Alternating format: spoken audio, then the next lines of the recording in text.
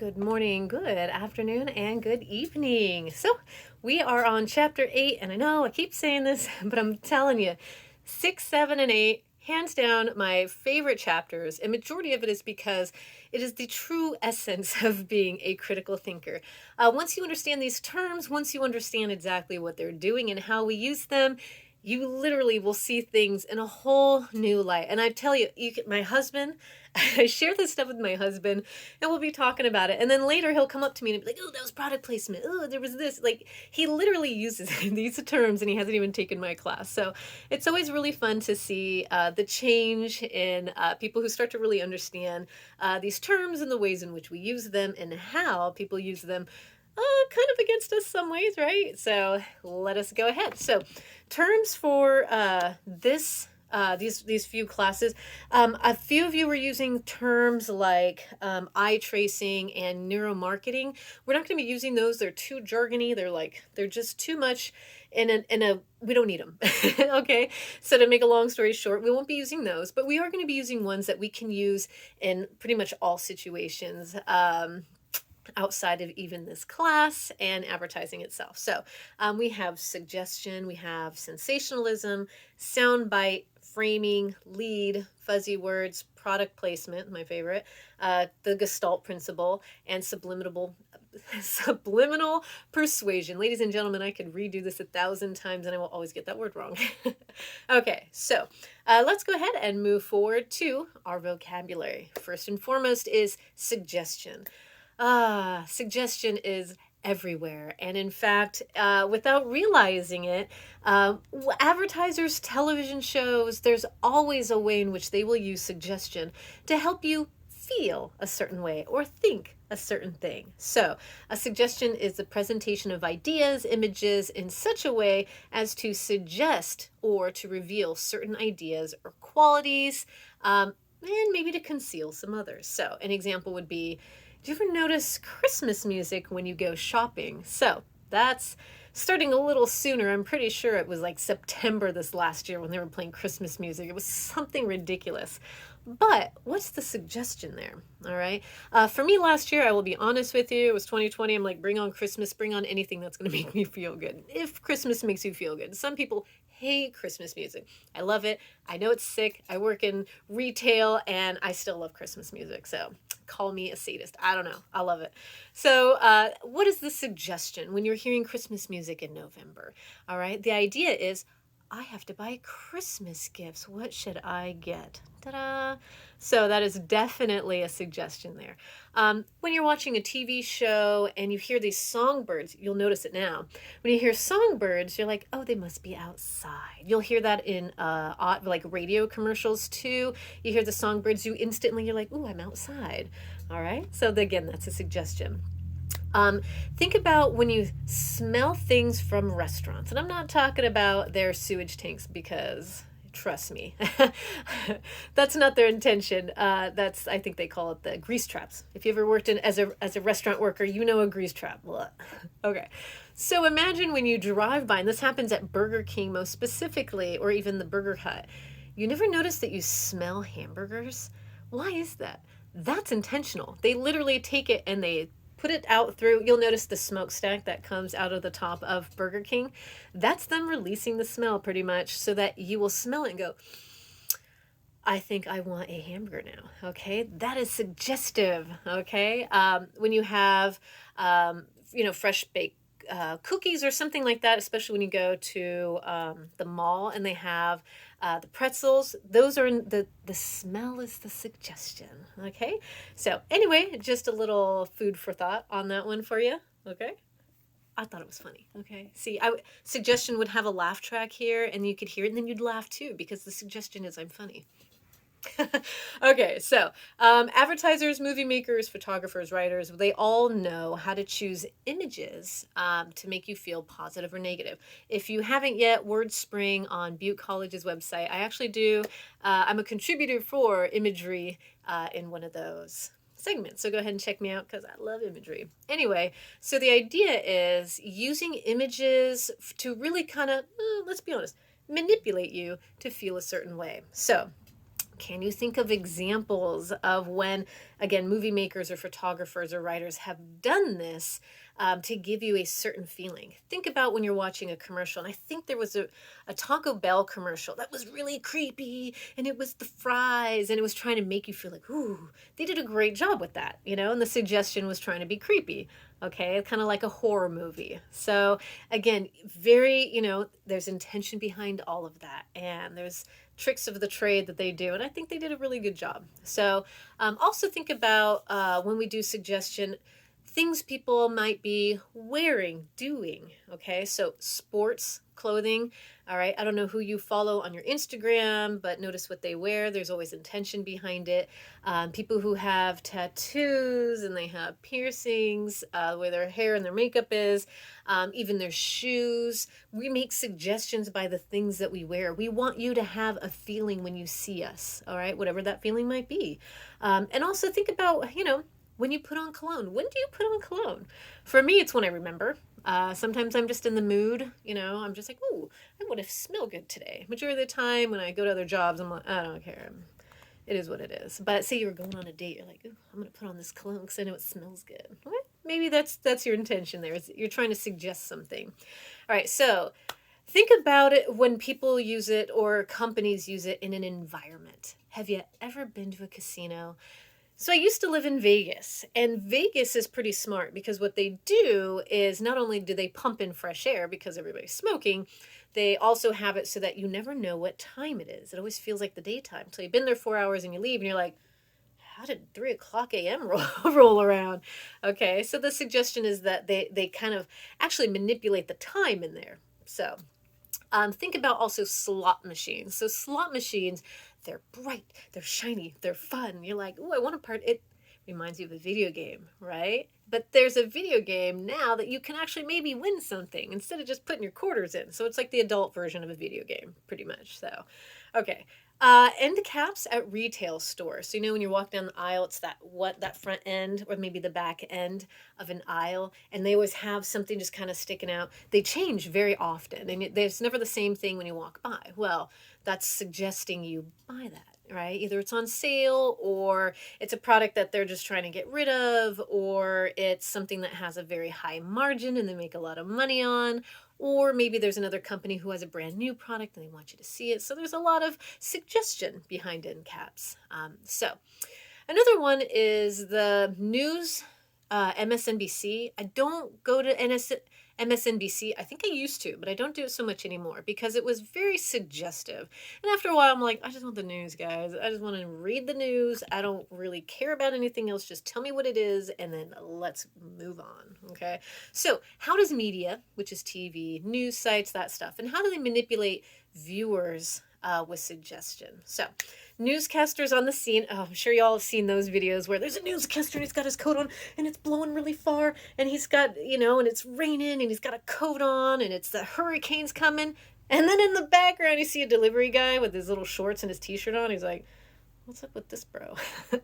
Right? The suggestion is, right, that it's a crazy storm. So kind of sucks. Not everyone does that. Not all media does that, but there's just some that do because they're trying to make a point and they're trying to suggest, hey, weather's bad, buckle down. Okay. I don't know why they do that. Okay. Some other pages on page 326 are examples 1 through 8 listed. Maybe this happens a lot with news. They will suggest a type of issue. So they kind of make an issue of an issue so that you want to hone in a little bit more. Okay. The use of time, they will, the suggestion while they're, using certain amount of time for a certain amount of things, what they give more time to versus less time to. I think this most recent election, and watching it, there was if you watch some of the bars like CNN, and they have the bars down below, and they have some really good information. I'd really like to know, and I'm trying to read as they're talking about Trump and Biden or whatever the hell. And I'm like, I get it. Just say the thing, but can we really get to the news? You got a great thing going down here. Can you tell us more? So anyway, so that's the use of time. Okay. It's a little bit of a suggestion. They do that on purpose because they want people to watch. That's just how news is. Let's be honest. All right. So how maybe they might treat members as guests that come in. How are they, asking certain questions? Are they being, hardball, softball? What's really going on? Maybe it's the type of what's included or excluded on the set behind them.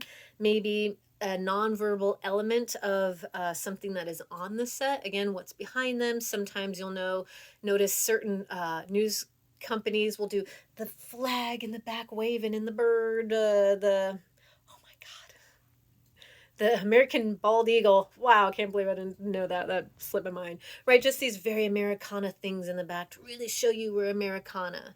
Or who knows what. There's always something in the back behind newscasters. And think about what are they doing and why are they doing that? What is it suggesting? Okay. Maybe colors. Maybe colors might be red, white, and blue. That might be another thing. But they do that when it's election season. I do know that. And that's intentional. So. What else? Maybe the type of language that they're using. Are they persuading you this way or that way? Are they being direct? Are they being objective, right? Where they're trying to be nonpartisan? It's hard to really find news that really does that. So let's see here. Camera angles, the cuts, the sound bites. We'll talk about that in a little bit. And then the camera distancing and framing. We'll talk about framing a little bit too. But first, let's get to sensationalism. Oh, news and your sensationalism. It kind of sucks. I really like watching the news, but they really get you and they're like, let's talk about this. And they get it, they make it, they emphasize stories that are more exciting over those that may be less quote unquote newsworthy. And that's just the major method that is used. They do it on purpose. They do it often. Is what it is. All right. So an example, I have an example on the PowerPoint. You can take a look at the links. MSNBC at the time, what they were covering was not as like, hello, you should probably pay attention to this as it should be. And I can't remember what MSNBC at the time was covering. It was something about probably the Kardashians or whatever, because they want the clicks. They just make it real juicy and they just want people to like click, click, click, go through. But there was a time when Trump had ousted his leader for the watchdog panel that was in charge of figuring out what to do with this trillions of taxpayers' monies for the pandemic relief. So that's kind of a big deal. Like, why would you get rid of this person and put in this person? And that was actually a very big deal that people probably should have known about. And, New York Times and NPR, these news companies, I guess they were companies, were covering this and they made it a big deal. Like, hello, do you guys see what's happening here? Versus MSNBC, it was like, Kim Kardashian and her whatever. I don't know why I bring up the Kardashians. I really don't watch them. I think I do follow her on Instagram though. Morbid curiosity, I guess. I don't know. I don't really pay that much attention. So I do know that she got a divorce with Kanye, right? I don't know, y'all. Anyway, I'm not that cool. Okay, so if someone were to read just the homepage of the MSNBC every day, what would they think was important to our country? And that's important to think about because it's like if you look at the front of a Time magazine in America versus a Time magazine in Europe, the Time magazine in America, they always cover, self-love and, me. But if you go to Europe and you take a look at their Time magazine, it's like, here's the real news, y'all. This is what's really happening. And it's very, in your face. And it's important because these are things that, I think as a country, we should know, but we don't because we're involved with me, and my videos and my TikTok and, what I'm wearing, that kind of stuff. It's true. It's just what America's about. All right. So let's see here. Watch any national news segment and ask, what's happening here? So always think about what is the suggestion that's going on over here. So I do have a link it's an Upworthy article on Bill Nye. And I think the title alone, if it's not, obvious, it's, if you love Bill Nye before you hear this, you'll love him after, or you're just, cold-hearted or a cold robot or whatever. It's like, do you guys see the fallacy in that line? All right. It either is or it isn't, but there's always an in-between. Okay, so fallacious statement just in that article title alone. Okay, so if you do watch the video, take a look and ask some questions here. Like, how much time does each speaker get in, when you're watching news? How much time are they giving into who? The question might be, should they get equal time? And we'll talk about that in a second. And then, of course, time is a way of manipulating who is perceived as important. Also think about, as I said before, guests might be thrown certain hardball questions, very softball questions, depending on how the showrunners want the audience to feel about the guest. Okay, so everything is a manipulation, ladies and gentlemen. This is not something that has happened very recently. This has been going on since the beginning of time when we could communicate with one another. It's just what we do. Okay, so as long as we know that that's what we do, then we're more mindful and you can pick it out real easy. Once you start utilizing this stuff, you go, oh, I totally see the fallacious argument there. You see it more and more and more, and you're like, ooh, you're trying to manipulate me. And sometimes you might not remember the name of the fallacy, but you'll know it's a fallacious argument. You're like, it either is or it isn't. You know, remember before when we had those and we were talking about the fallacies, and it's like, you're either for America or you're against it, right? These, I think that's what this is trying to say here. So anyway, so we be very mindful as critical thinkers, ways in which people are suggesting things, okay? So politicians know this, of course. They pick the colors of their tie. Majority of the time, I believe Democrats, you'll notice, will wear blue ties. Republicans will wear red. They've got the little flag on their lapel. You know, and then media will go and tear these people apart, whether it's their hair or the pantsuit that they're wearing. Are they frowning all the time? Are they a spoiler? Are they a career politician? And then sometimes they will use loaded terms, or even politicians will use loaded terms like crooked, liberal, hardline, climate denier. Like, you know, everyone wants to feel a certain way, and if someone's saying the thing that you already kind of want to feel, you're going to latch onto that and you're going to hold on to it. And so this is just how it is. They're just helping you along. So if you were already feeling a way, you were going to do it anyway. You just wanted someone to give you the okay. All right, so let's just be mindful of that. Okay, that being the case, let's get on to sound bites. So sound bites, they take a little tasty positive or even a negative nugget. They take it out of a speech and they use it out of context to make it effect. So I don't know if any of you guys follow Shithead Steve on Instagram. It's Steve-O from that show. Anyway, so he posted something recently, and it was sound bites of Biden's first conference, a news conference, and it was manipulated, and it had Harvey coming in and going, what the? And they used these sound bites to make him look like even worse than he might have already looked in this conference, right? Kind of fumbling around a little bit. I honestly don't know how any of these people do it. So anyway, people do this all the time with politicians. They do it with actors, actresses, always using these little sound bites to manipulate it so that you can feel a certain way about that. And I'll get to that in a second.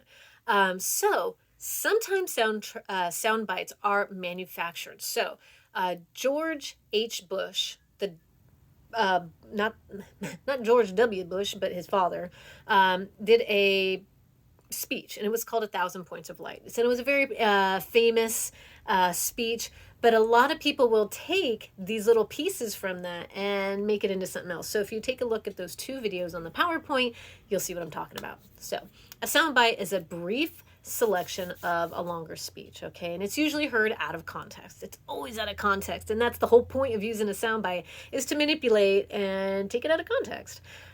So politicians and editors do sound bites all the time so that you can get an impression, you know, whether through the viewers or whatever. Okay, so you see that so much during election time. I hate, it drives me crazy. Just say the thing. I feel like, anyway, drives me crazy. Mostly because, so I had a good friend when we were living in LA who was actually on a dating game show, and I think it was called Blind Date or something, and they were in the dark, and they got to know the person, and then the lights got turned on, and they went on their date, however it was. Anyway, long story short, he was kind of pushed by the producer to continuously say more and more negative things about the person that they were on the blind date with. And by the end of it, he had said things that he even admitted. He's like, I would never actually have said that. But the producer kept asking me to keep saying it this way. So he kept doing that. So what they did is they edited the footage. And instead of including the first part where he was very kind about how he felt about this person, it led him to just really look like a creep. Just kind of a little douchebag, right? I was like, dang, man. He's like, no, that's not fair. They told me to say that. He's like, and when you always sign a form of consent whenever you get on these things, and they can do whatever they want with your image. Nothing you can do. You signed consent. So he was just kind of like, oh, I look like a jerk. It's not how I really am. But anyway, they kept taking these sound bites to manipulate so that people would have a feeling towards him because, originally it was too nice.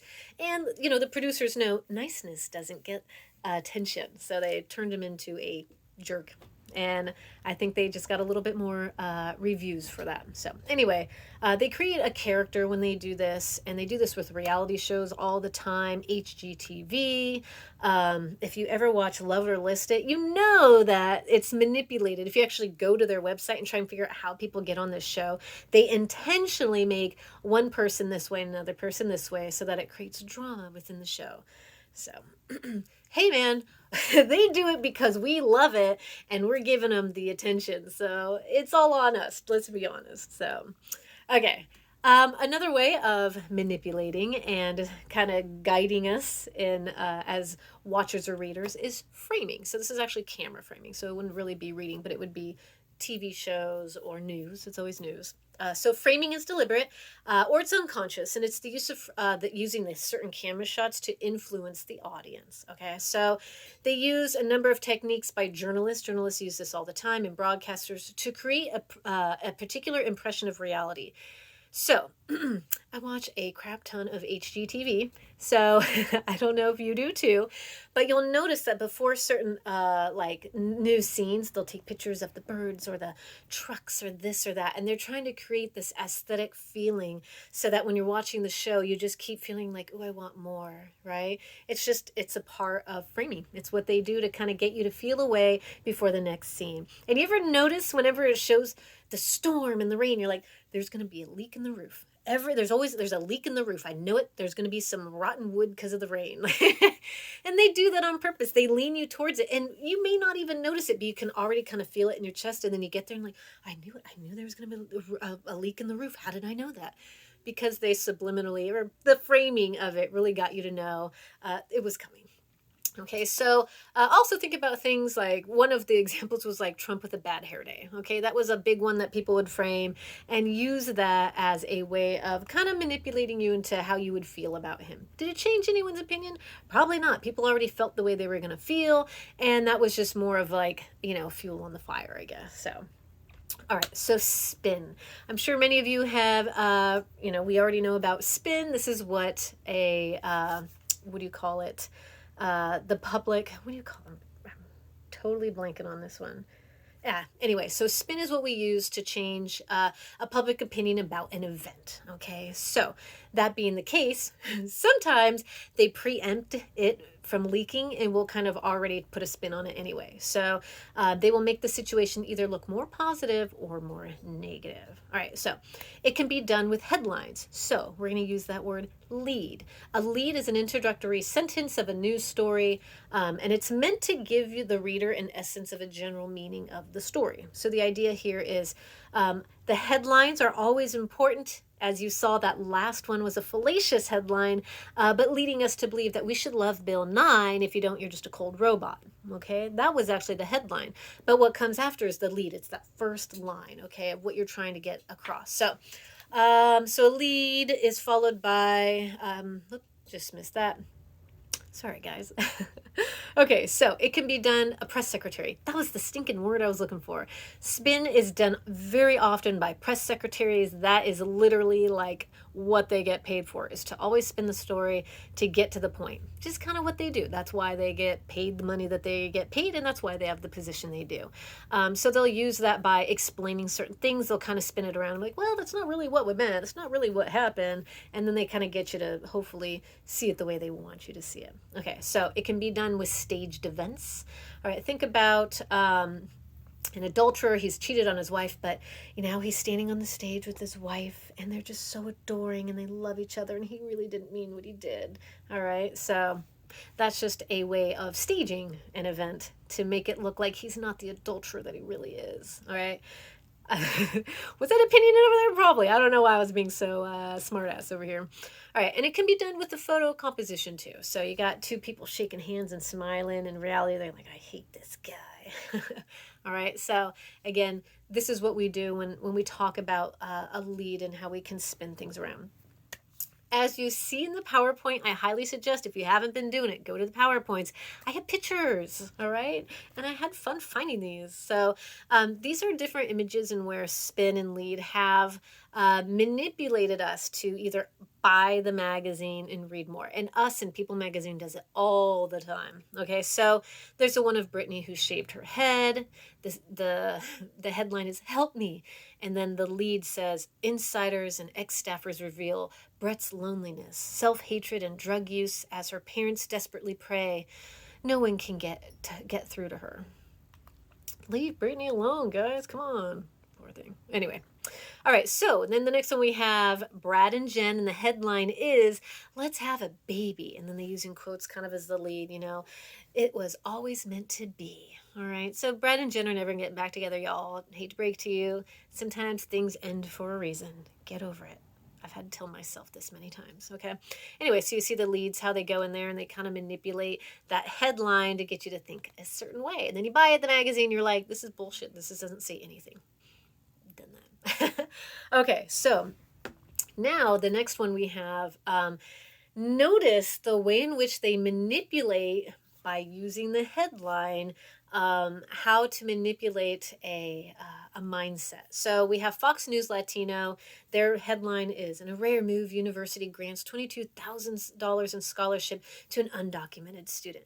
Remember before when we talked about word use, okay? Undocumented student. Now we have one from the Fox News channel where it's like "money for illegals." And then they obviously would have a lead into that. So remember that, undocumented versus illegals, and see how you have a different connotation. It's manipulation, y'all. Same person, same thing, different way of saying it. Okay. Newsweek's also kind of one of those, they'll get you to. Romney, the wimp factor, or why are Obama's critics so dumb? Well, what's your opinion there, Newsweek? I mean, both of those are incredibly obvious. Would you say that Newsweek is biased in any way, shape, or form? Okay, so obviously, and let's try not to, fall into these traps. Yeah, sure, it's maybe what we want to believe or what we don't want to believe, but then we just fall into it, and then they're making money off us, and we're the ones losing out. All right, and then we have one where it's a picture of Obama screaming. So anyway, so you can see how there's framing here, the way they capture these pictures, the way they put them together to make them look, angry or wimpy or, as an illegal. They really try hard to manipulate us so that we can think and feel and do certain things. Like this is actually getting us to do things. Ooh, all right. So the news is the news reporting fair and unbiased? That is a very good question. Some, maybe, as close as they can get. Most, no, not at all, unfortunately. So, what happened in 1987? All right, that's in your book, okay, on page 333. It is called the Fairness Doctrine, okay? So, the Fairness Doctrine was a former U.S. policy by which broadcasters must allow equal airtime for all sides of an issue. So, in 1987, the Fairness Doctrine was actually eliminated. Okay, so why was it put in place? So the idea was that broadcasters needed to make sure that there was equal time for everyone so that there wasn't a manipulation. Because remember, we talked about suggestion, the amount of time that you give to some people or not. Well, in 1987, they're like, this isn't working. Well, is that fair? So the question is, is that a fair move for us to say now, broadcasters get to choose however they want to manipulate the audience? All right. Or is it a manipulation to have this fairness doctrine that people think and they start leaning and giving too much trust in the media by saying, well, they gave equal time to both people. Okay, so is the policy just as much of a manipulation as not having the policy there? That's a great question to ask. All right, so there's always a loophole. Someone will find one, or they'll make one. Something will happen where someone will go beyond it and manipulate the situation because, you know what?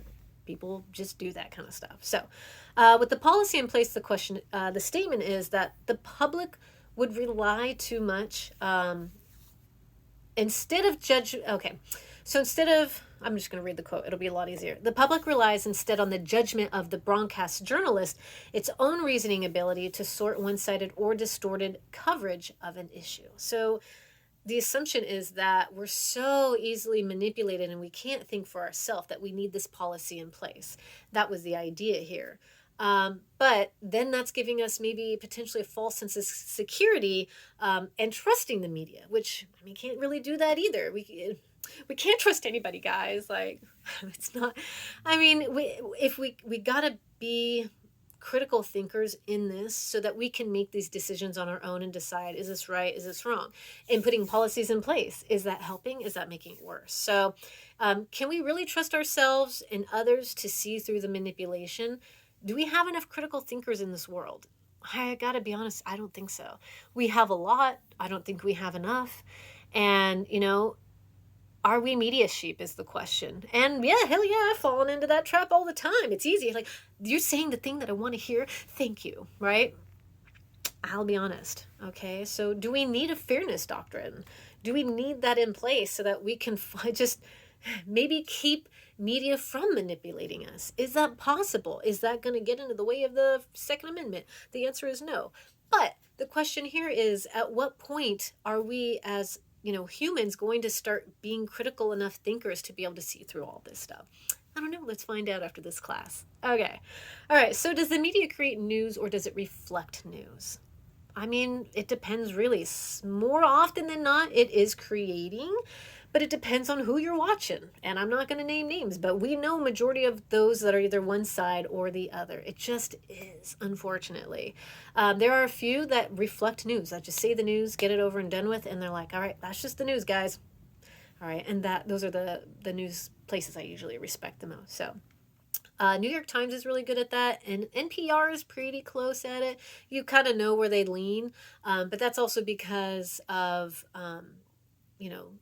tendency to lean on the liberal side, not like ridiculously so, but a little bit. If you read it, you'll go, oh, okay, a little tiny bit. It's hard to be objective, I think, for just about anybody. They do their best. So, all right, this is more and more debated on whether or not news are reflecting or creating news. So some people complain that during the election, that because Trump was getting the highest ratings on being TV, that the other Republicans didn't receive enough airtime, especially during the debates. So, and Trump was constantly in the eye.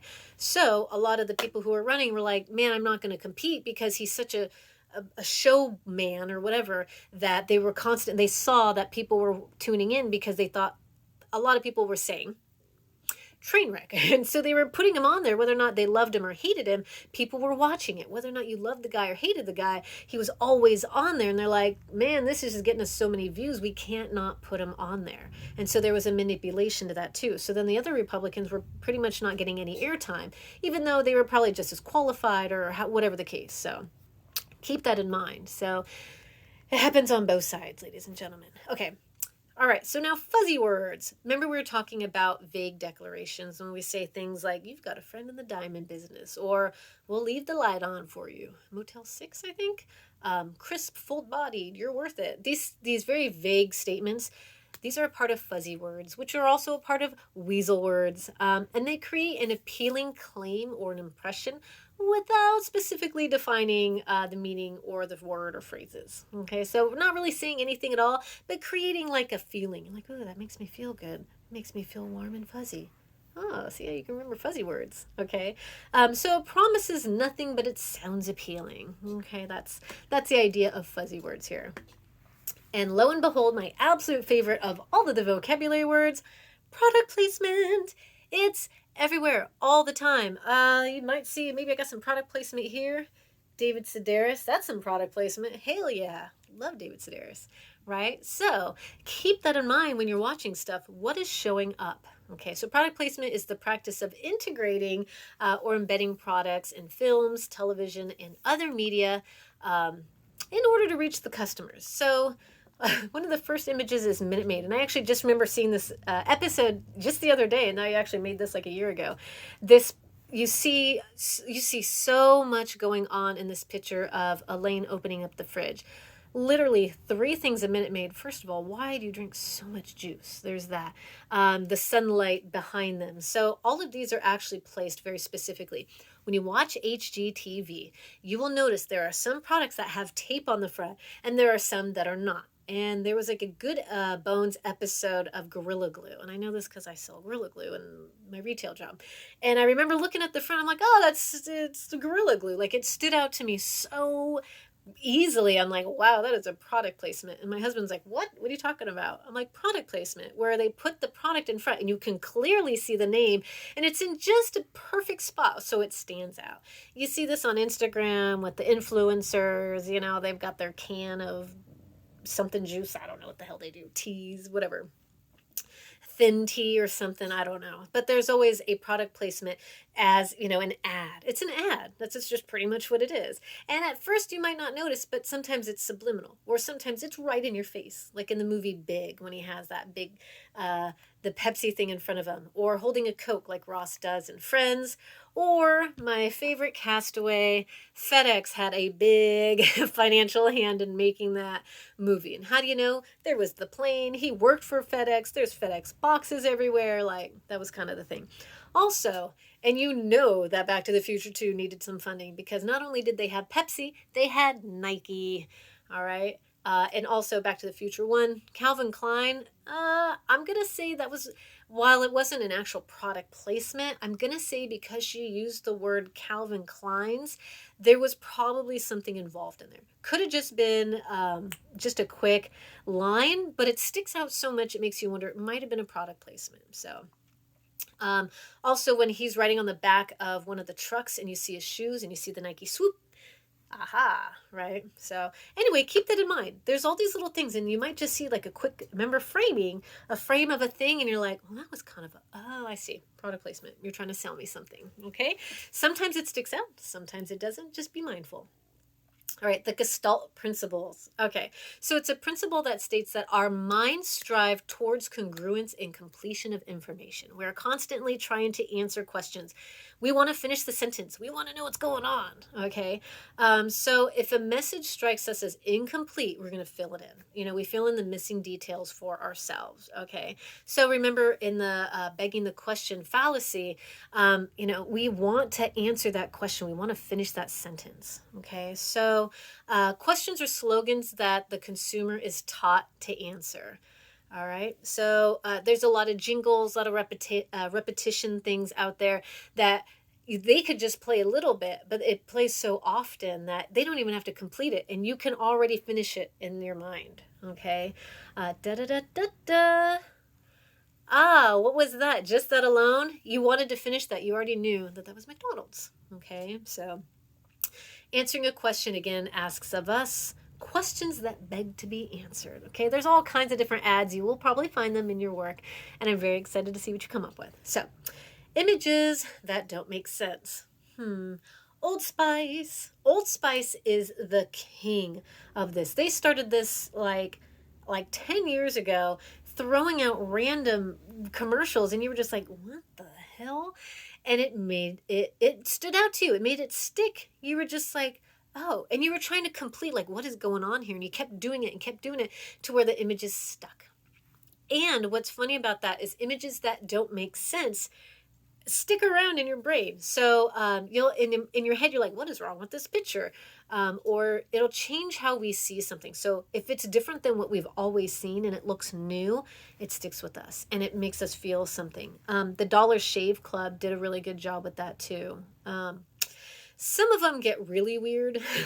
The more adult ones are actually easier than the kid ones. If you have ever seen commercials for cereal or candy or whatever for kids, that shit makes no sense. Somebody was tripping on something when they wrote that. Like, ooh, and then we're going to have them fly through the air and we're going to have rainbows falling off the back of them. Just weird shit.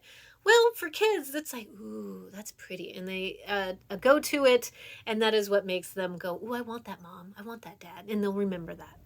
I've done that as a kid.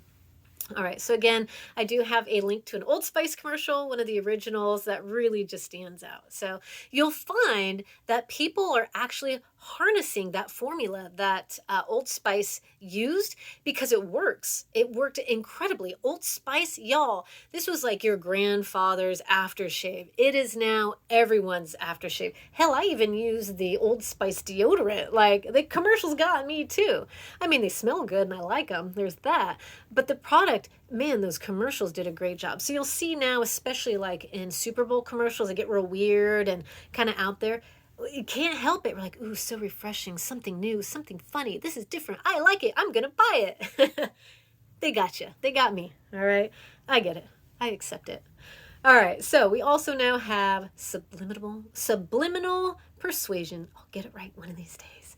All right. Subliminal persuasion is information meant to affect people on an unconscious level. Okay. So they say that some of it is not detected with the conscious mind, regardless of the type of training that you have. But the reality is the effectiveness and the existence is still a form of persuasion, and it remains under dispute. So it's kind of hard to say with this whether or not subliminal persuasion is in reality true on an unconscious level, and it's really hard to detect.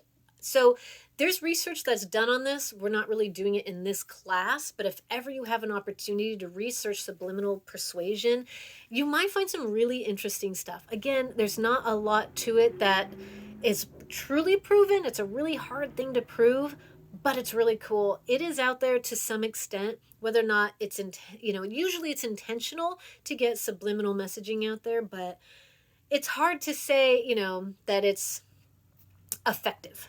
All right. The reality is, does it really work? I don't know. So it's still under dispute if that's, as hard as someone might try with the subliminal messaging. Is it as effective as we think it is? And to be honest with you, I don't really know. I don't really think so. It's not looking the case that it is very effective, but, people still try it.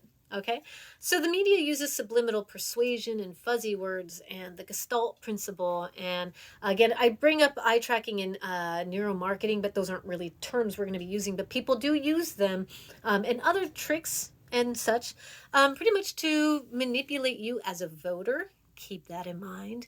And as a consumer when you're going to purchase stuff. So are you resigned to this? Is this something that you feel you have fallen into? Or is it something that just to be aware of? And how aware of it are you now? Can you truly say to yourself, I know for sure that I will never get manipulated again because I took this class and I'm amazing? Can you say that? Maybe you really will have a great eye for this stuff. Man, really get into those fallacies and start to understand them, because those are when you really start to see how you are being manipulated. Okay, so all right, that's pretty much it. We're a little bit short on this particular one. Super easy. Go have fun, and please keep your eye out on the ways in which you are being manipulated. Again, as a voter, as a consumer, as somebody out there, really keep an eye out, because as a critical thinker, I think you all now have the capabilities and the mindset to really keep an eye out on the things that people are doing to try and get you. So, all right, go have fun. Utilize this for your advertising project, and I'm excited to see what you come up with.